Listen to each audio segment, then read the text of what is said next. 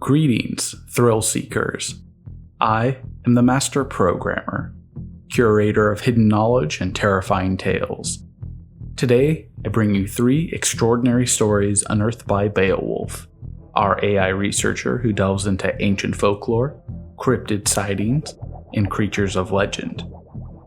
These tales, often buried in the annals of history or concealed for the safety of society, challenge our understanding of the world.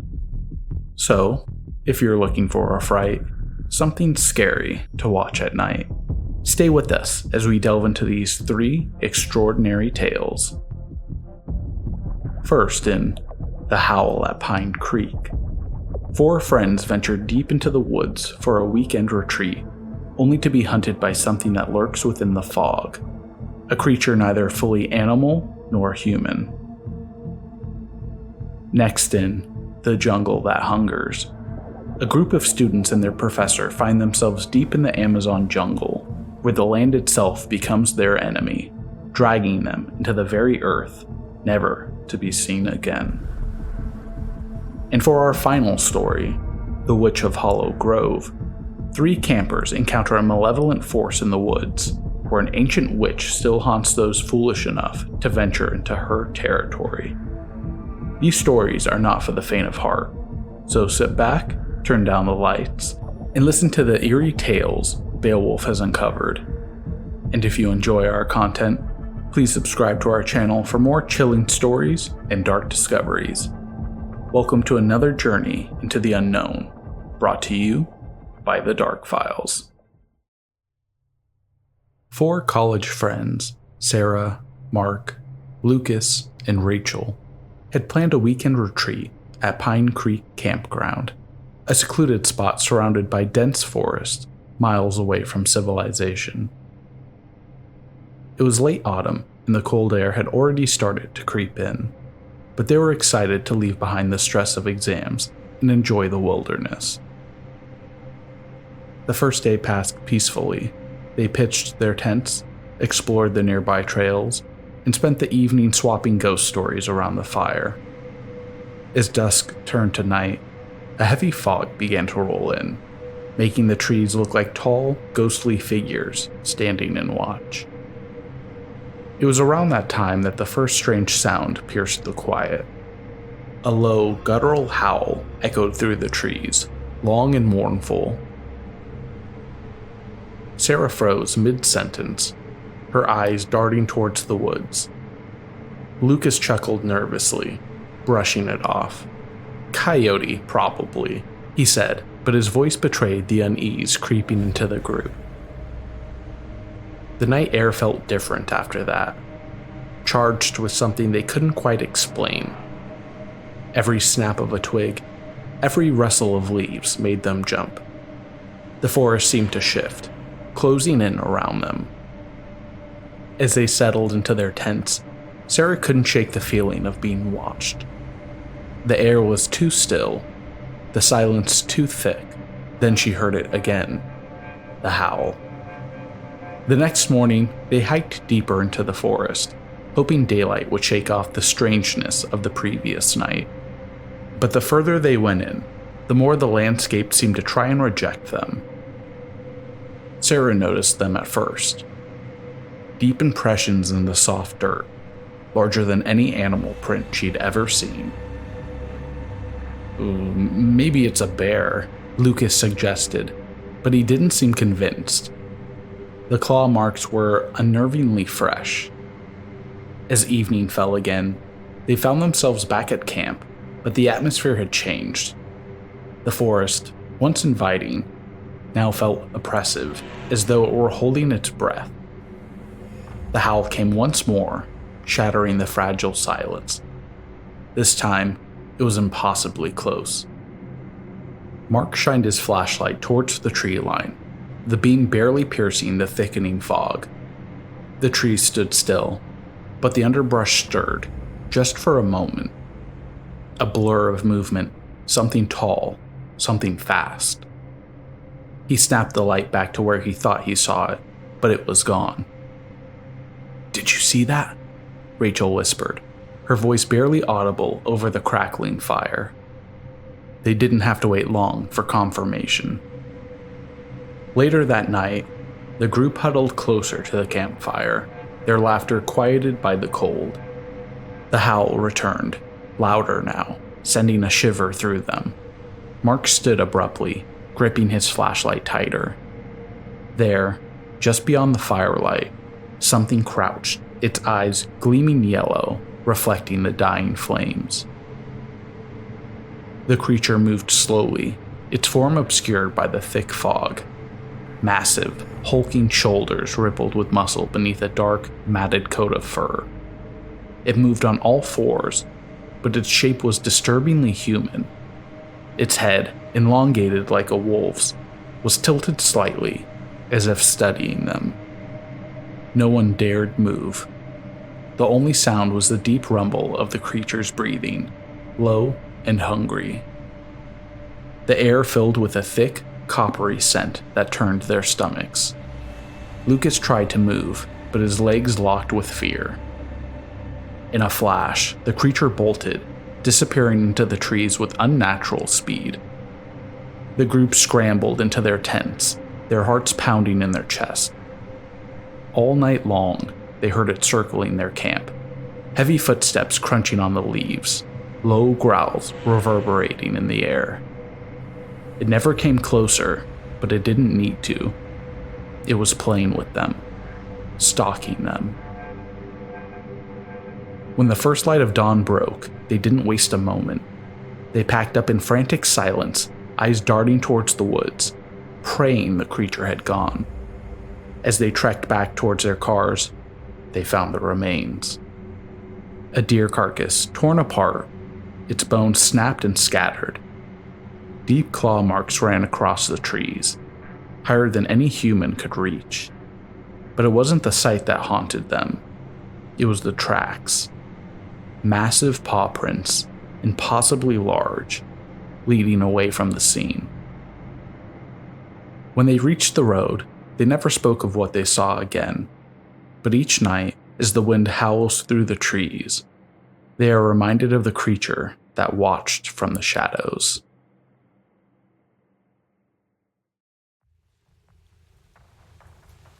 Emma, Ryan, Clara, Jake, and Zoe were biology students on a week-long research trip led by their professor, Dr. Harris. They traveled deep into the Amazon, to a section of jungle so remote it was barely marked on maps. Their goal? To study the untouched ecosystem. For the first few days, it seemed like any other research trip. Heat, humidity, and endless green. But on the fourth day, they found something strange. A clearing where the trees were impossibly tall, twisted with thick black vines curling around their trunks like ropes. Marked into the bark were odd symbols, sharp lines, triangles, and circles that seemed too precise to be natural. Old tribal markings, Dr. Harris said, brushing it off. Nothing to worry about. But Emma couldn't shake the uneasy feeling the place gave her. The jungle here felt different, like it was waiting. That night, the air grew heavy. The usual noise of insects and distant animals faded, leaving only silence. Emma lay in her tent, wide awake, her skin prickling as she listened to the unnatural quiet. Then came a sound, a soft rustling, like something large moving through the undergrowth. She sat up, heart pounding, and unzipped her tent just enough to look outside. In the faint light of the campfire, she saw a vine, a thick black vine, crawling along the ground, slithering towards Jake's tent. At first, she thought her eyes were playing tricks, but as the vine coiled around the tent, it moved, yanking the entire thing into the jungle.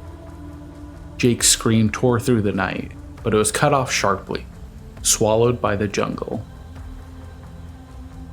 Emma screamed for the others. They rushed out, panic in their eyes, but by the time they reached where Jake had been, there was no trace of him. No tent, No drag marks. Nothing. Just smooth, undisturbed earth. Dr. Harris was shaken, but insisted they search for Jake at first light. The students were scared, but he was the professor. He knew best. Or so they thought. When morning came, their search led them deeper into the jungle, where they found bones. Human bones, half buried in the soil, tangled in vines. The clothes were torn, but unmistakably modern. Ryan backed away. We need to leave. Now. But before they could decide what to do, Clara let out a scream. Vines, slick and dark, had wrapped around her ankles, pulling her towards the jungle floor. Ryan grabbed her arms, struggling to pull her free, but the vines tightened, dragging her into the underbrush. Her terrified cries echoed, then stopped, as the jungle swallowed her whole. The remaining group stood frozen, fear taking hold. The ground beneath them felt like it was breathing, alive in ways they couldn't explain. Dr. Harris stared at the vines, his mind racing for a rational answer, but deep down, he knew there wasn't one. They tried to leave, but the jungle wasn't going to let them. The paths they had taken days before had vanished, replaced by dense, twisting roots and towering trees marked in those strange symbols. Every step forward felt like the jungle was closing in, the vines creeping closer, inching towards them. Dr. Harris was next.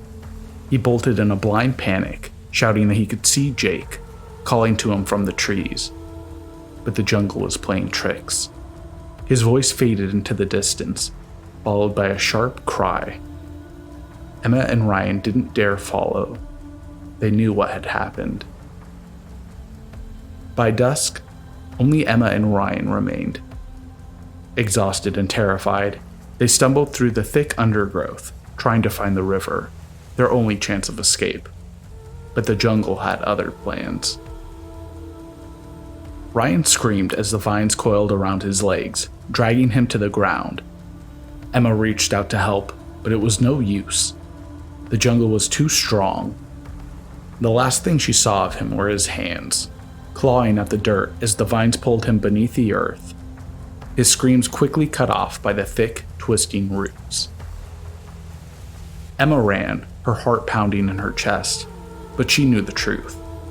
There was no escaping. The jungle was alive, and it was hunting. As she fell to the ground, exhausted and out of breath, the vines finally reached her. They wrapped around her legs, her arms, pulling her down into the darkness.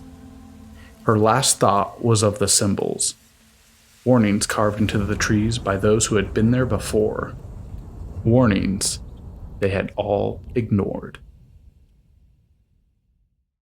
It was a crisp fall weekend when three friends, Jess, Ben, and Kelly, decided to take a camping trip to Hollow Grove, a small secluded spot deep in the state forest.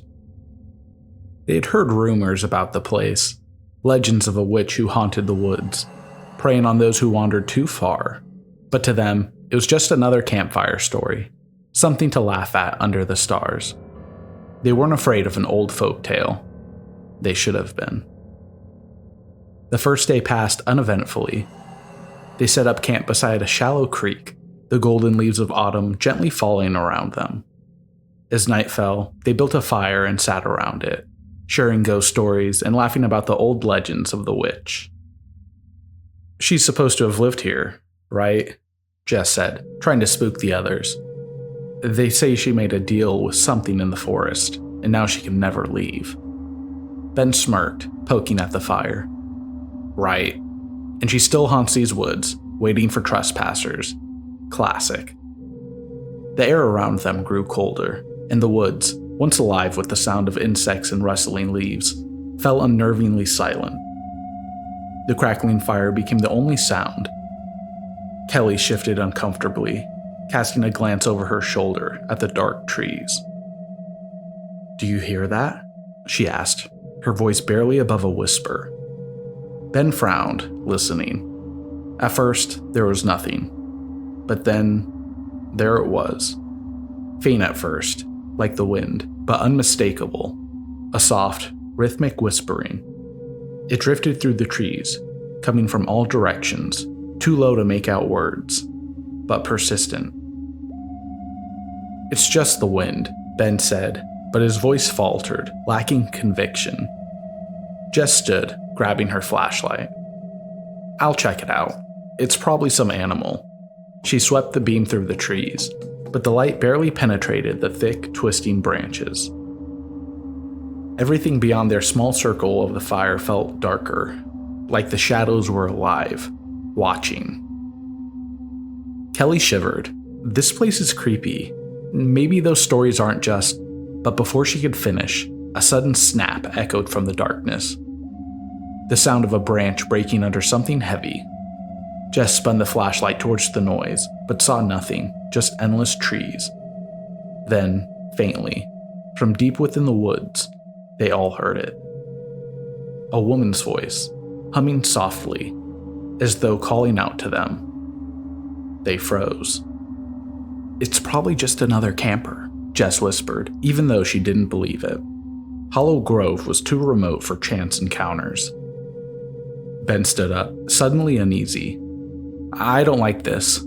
Let's stay close to the fire, okay?" The night wore on, but none of them could shake the growing dread. The whispering continued, circling them, sometimes closer, sometimes farther, like something or someone was moving through the trees, watching. The woman's voice, that eerie, haunting hum, kept drifting in and out, never clear, but always there. Sometime after midnight, the fire began to burn low. Ben volunteered to gather more wood from just outside the campsite. He was gone for only a few minutes when Kelly heard him shout out. "Ben?" she called, panic rising in her voice. No response. Jess grabbed her flashlight and darted towards where they had last heard him. She found Ben standing still, staring into the trees, his face pale. She followed his gaze and froze. There, not more than 20 feet from them, was a figure, a woman. She stood between the trees, barely visible in the thick shadow, her long, tattered dress hanging loose over impossibly thin limbs. Her hair was wild, a tangle of black that covered her face, but they could feel her eyes, watching them, boring into their souls. Jess tried to speak, but her throat closed up. The woman's head tilted ever so slightly, and then she raised one bony finger, pointing towards their campsite. A sudden gust of wind whipped through the trees, snuffing out the fire in an instant, plunging everything into darkness. They ran back to their tents, hearts pounding, but no matter how hard they tried, the fire wouldn't relight. The whispering grew louder now, closer, filling their ears with words they still couldn't understand. The woman's humming became clearer, like she was right next to them, just beyond their sight. Kelly, trembling, fumbled with her phone, trying to call for help, but there was no signal this deep in the woods. The darkness seemed to press in on them, suffocating, as if the woods themselves were alive, keeping them trapped. From the edge of the campsite, they heard a voice. Ben's voice. "Guys?" It called, weak and distant from the direction they had just run from. But Ben was standing beside them, his face pale, his eyes wide with terror. "Guys, help me." Jess's blood ran cold. That voice wasn't Ben's. It was something pretending to be him. Suddenly, the forest came alive with movement. They could hear footsteps surrounding them, circling the camp. Jess grabbed Kelly's arm, and without another word, they bolted into the woods, running blindly through the thick trees. Behind them, the whispers followed, growing louder, and they could still hear the witch's voice, humming her eerie tune, drawing closer and closer. They didn't stop until they reached the car, and even then, They could feel the eyes on them as they sped away from Hollow Grove, never looking back. It wasn't until they were a few miles away that they realized Ben wasn't in the car. The following day, local authorities searched the campground after Jess and Kelly reported what had happened in an effort to find Ben, but there was no sign of him.